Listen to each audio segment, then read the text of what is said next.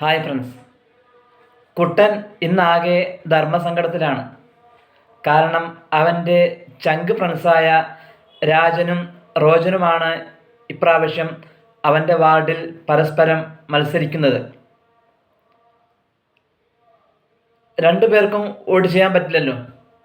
അതുകൊണ്ട് അവൻ രണ്ടു പേർക്കും വോട്ട് ചെയ്യണ്ട എന്നും തീരുമാനിച്ചു. പക്ഷേ അപ്പോഴാണ് അവൻ്റെ ജനാധിപത്യ ബോധം വളർന്നത്. അവൻ തൻ്റെ കയ്യിലുള്ള നാണയം നിലത്തിടാൻ വേണ്ടി തീരുമാനിച്ചു.